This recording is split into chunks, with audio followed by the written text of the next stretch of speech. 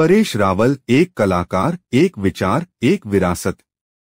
जब भी भारतीय सिनेमा के बहुमुखी कलाकारों की बात होती है तो एक नाम ससम्मान सामने आता है, परेश रावल।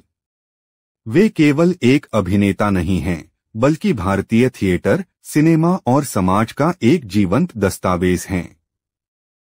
एक ऐसा चेहरा जो खलनायक भी रहा, हास्य का बादशाह भी और समाज का जागरूक दर्पण भी।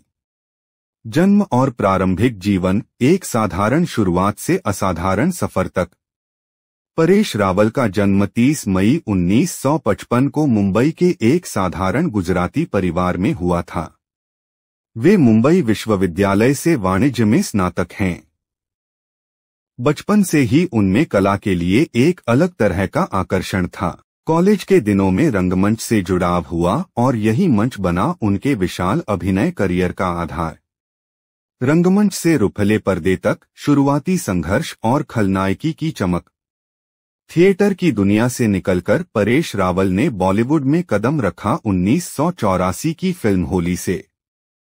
शुरुआत में वे सहायक भूमिकाओं में नजर आए, लेकिन जल्द ही उनका अभिनय दमखम दिखा 1986 की फिल्म नाम में, जहां उन्होंने एक खलनायक की भूमिका निभाई। इसके बाद तो तमन्ना, क्रांतिवीर, सरफरोश, दौड़, नायक जैसी फिल्मों में उनका खलनायकी का चेहरा भय, गहराई और रहस्य का पर्याय बन गया। हास्य का शहंशाह बाबूराव ने रचा इतिहास। 2000 में जब हेरा फेरी आई तो भारतीय सिनेमा को एक अनोखा कॉमिक हीरो मिला, बाबूराव गणपतराव आपटे। यह किरदार न सिर्फ परेश रावल की प्रतिभा का प्रतीक बन गया, बल्कि हिंदी कॉमेडी सिनेमा की दिशा भी बदल दी। उनकी संवाद अदायगी, हाव भाव और मासूमियत ने दर्शकों को हंसी के साथ साथ दिल से छू लिया। हंगामा, फिर हेरा फेरी, मालामाल वीकली, गरम मसाला, भागम भाग, गोलमाल, वेलकम जैसी कई फिल्मों में उन्होंने कॉमेडी को एक नई ऊंचाई दी।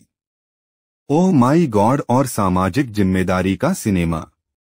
2012 में आई फिल्म ओ माई गॉड में उन्होंने एक ऐसा किरदार निभाया जो धर्म और आस्था के नाम पर फैलाए जा रहे अंधविश्वासों को चुनौती देता है।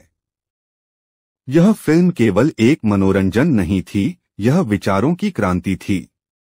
परेश रावल का यह कदम दर्शाता है कि वे न केवल एक अभिनेता हैं, बल्कि एक सजग नागरिक भी हैं। राजनीतिक यात्रा, संसद से समाज की सेवा तक। 2014 में वे भारतीय जनता पार्टी बीजेपी से अहमदाबाद ईस्ट लोकसभा सीट से सांसद चुने गए। संसद में उन्होंने कला, संस्कृति और सामाजिक समस्याओं पर अपनी आवाज बुलंद की। हालांकि वे राजनीति में अधिक सक्रिय नहीं रहे, लेकिन उनकी छवि एक जागरूक और जिम्मेदार कलाकार की बनी रही। सम्मान और पुरस्कार, प्रतिभा को मिला पहचान। पद्मश्री 2014, भारत सरकार द्वारा कला में योगदान के लिए। राष्ट्रीय फिल्म पुरस्कार, तमन्ना, 1994 में ट्रांसजेंडर के संरक्षक की भूमिका के लिए। फिल्मफेयर, आईफा, जी सिने और अन्य प्रतिष्ठित मंचों पर कई बार सर्वश्रेष्ठ हास्य अभिनेता का पुरस्कार। निजी जीवन और व्यक्तित्व, मंच के पीछे का मनुष्य। परेश रावल की पत्नी स्वरूप संपत स्वयं एक मिस इंडिया रह चुकी हैं और शिक्षा और महिला सशक्तिकरण के क्षेत्र में सक्रिय हैं। उनके 2 पुत्र हैं। परेश रावल निजी जीवन में बेहद सरल, शांत और अध्ययनशील व्यक्ति माने जाते हैं। वे निरंतर किताबें पढ़ते हैं, सामाजिक मुद्दों पर जानकारी रखते हैं और खुद को एक विद्यार्थी मानते हैं। थिएटर का योगदान, अभिनय की प्रयोगशाला। परेश रावल आज भी थिएटर से जुड़े हुए हैं। Kishan versus Kanhaiya, dear father, Runit और अन्य नाटकों में उनका अभिनय देखने वाले दर्शक आज भी मंत्रमुग्ध हो जाते हैं। उनका मानना है कि रंगमंच एक अभिनेता की आत्मा को जीवित रखता है। विरासत और प्रेरणा, आने वाली पीढ़ियों के लिए एक आदर्श। परेश रावल की जीवन यात्रा केवल अभिनय की नहीं, बल्कि इंसान बनने की कहानी है। वे यह सिखाते हैं कि कलाकार वही है जो हर किरदार को आत्मा से जिए, फिर चाहे वह मजाकिया हो या भयावह, सरल हो या जटिल। वे आज भी सक्रिय हैं और नई पीढ़ी के साथ भी फिल्मों में नजर आ रहे हैं। उनकी मौजूदगी अपने आप में एक अभिनय पाठशाला है।